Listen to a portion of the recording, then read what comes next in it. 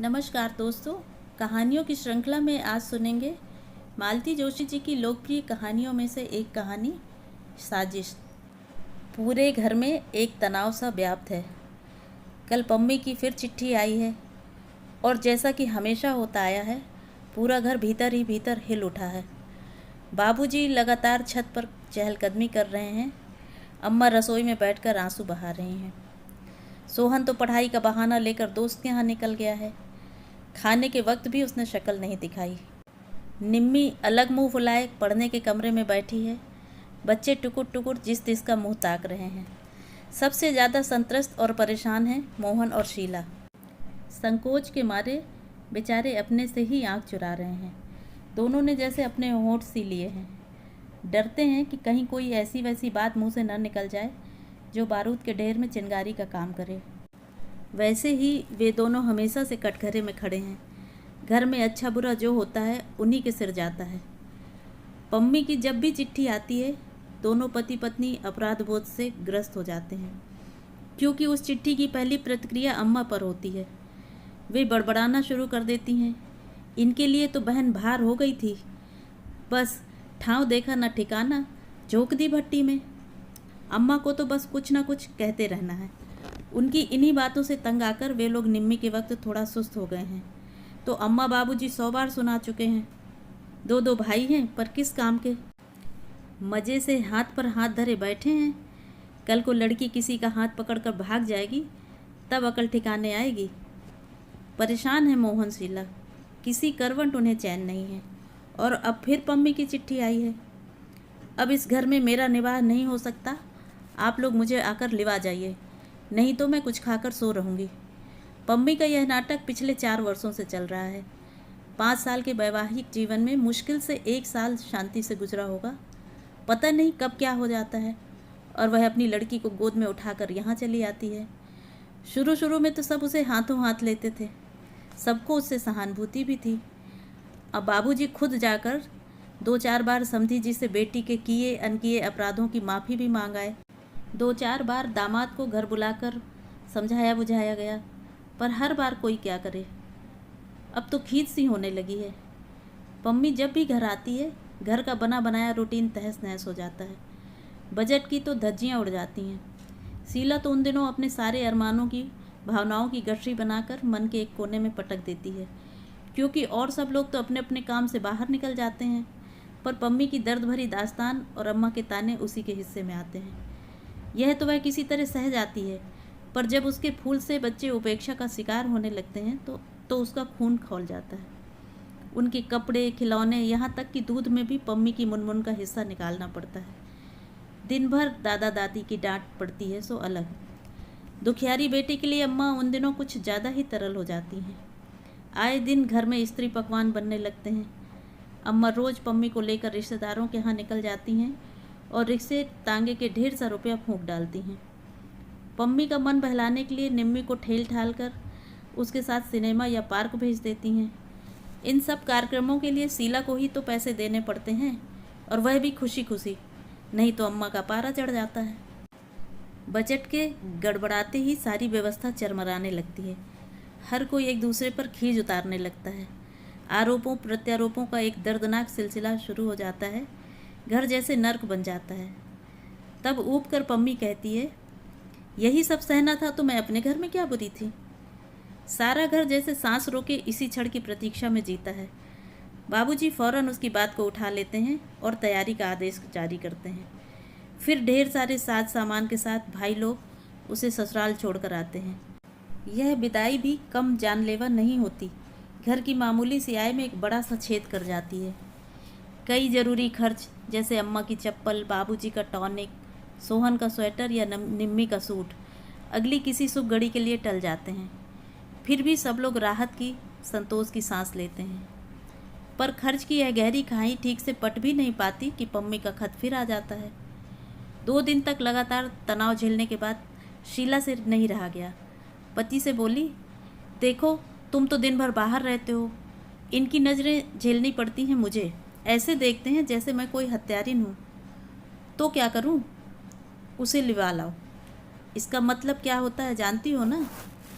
जानती हूँ, पर उपाय ही क्या है? कल को कुछ हो गया तो ज़िंदगी भर सबके ताने उलाहने सुनने पड़ेंगे। सुबह दफ्तर जाते हुए मोहन ने सबके सामने सबको सुनाते हुए सोहन से कहा, ये 200 रुपये रखो और दोपहर की गाड़ी से निकल जाओ। कहाँ? जयपुर। पम्मी को लिवा लाओ, फिर यहाँ जैसा होगा भुगत लेंगे।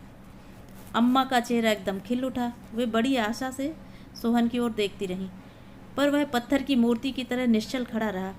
रुपयों को उसने छुआ भी नहीं। आखिर मोहन को पूछना ही पड़ा, क्या सोच रहे हो? भैया, दीदी का आना क्या 2 महीनों के लिए टल नहीं सकता? क्यों? क्यों क्या? जानते तो हैं कि यह मार्च का महीना है।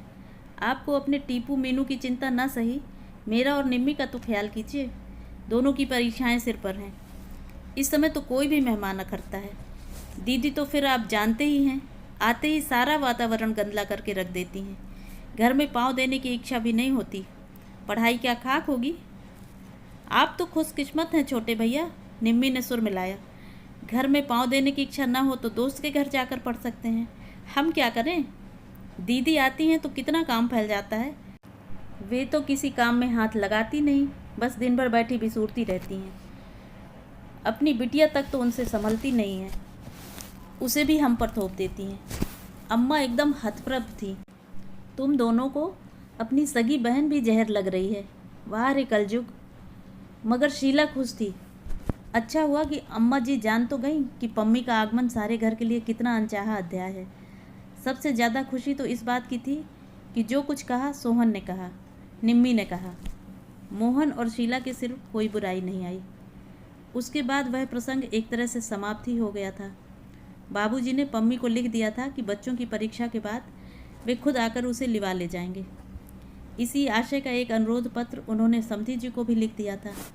मोहन से भी कह दिया था कि एकाध पत्र बहनोई को भी लिख दे। हम उम्र हैं दोनों, 2 बातें प्यार से समझा देंगे। लेकिन इस बार पम्मी ने किसी का इंतज़ार नहीं किया। वे छुटकारे की सांस ठीक से ले भी न पाए थे कि वह रोती झींकती आ पहुंची। उसे देखते ही सबके चेहरे फक पड़ गए। उस दिन घर में उत्सव का सा वातावरण था। मोहन ने अपने एक परिचित को सपरिवार आमंत्रित किया था। यह निमंत्रण अनायास या अहेतुक नहीं था। निम्मी के लिए उस घर में बात चलाने की योजना थी। वे लोग इस बहाने घर को, निम्मी को देख लें, यही इच्छा थी।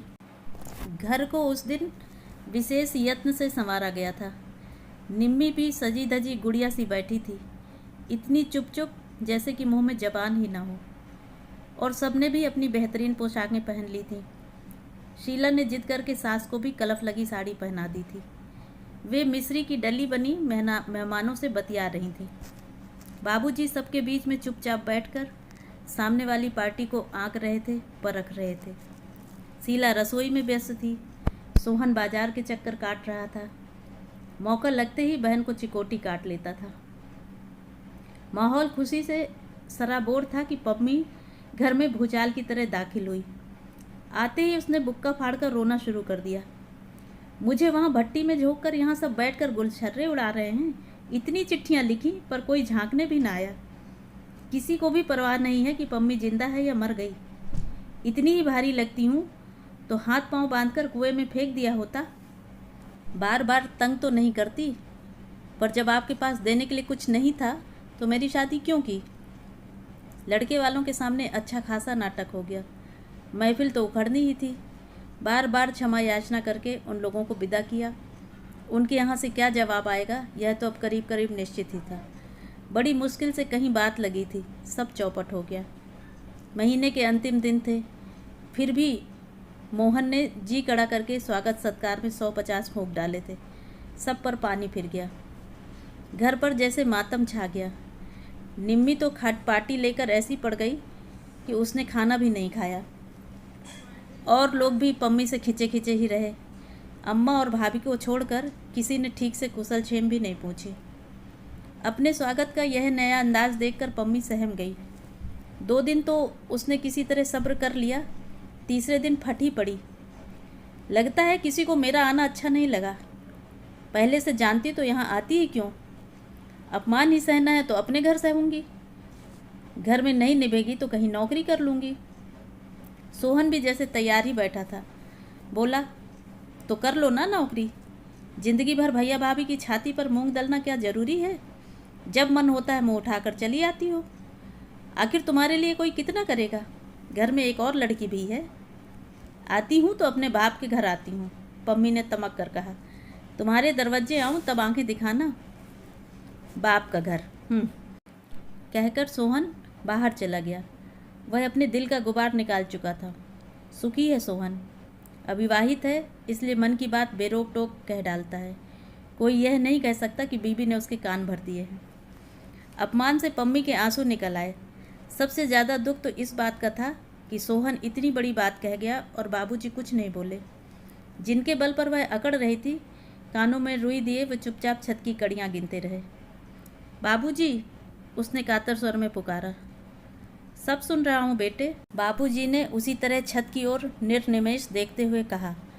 पर सच बात तो यह है बेटा कि अब तुम्हारे बाप का घर कहाँ रहा। सब तो चुक गया। पेंशन जो मिलती है वह दवाइयों के लिए ही पूरी नहीं पड़ती। बेटे के भरोसे पर जी रहा हूँ। अपनी लंबी चौड़ी गृहस्थी उसके गले मढ़कर बैठ गया हूँ।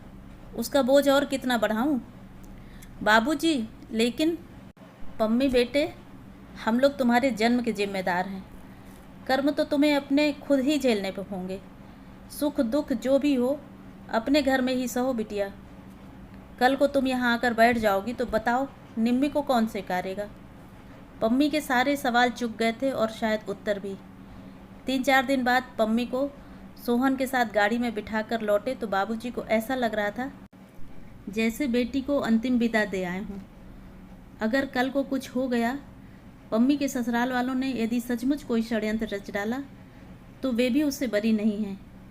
इस साजिश में वे भी बराबर के हिस्सेदार हैं। तो ये थी कहानी दोस्तों। इसी तरह की और भी रोचक अनूठी कहानियों के लिए मेरे चैनल को सब्सक्राइब करना ना भूलें। चैनल को लाइक करें, ज़्यादा से ज़्यादा शेयर करें और कमेंट करके ये ज़रूर बताएं कि आपको ये कहानी कैसी लगी। मिलते हैं अगले वीडियो में एक और नई कहानी के साथ। तब तक स्वस्थ रहें, सुरक्षित रहें। Thanks for listening.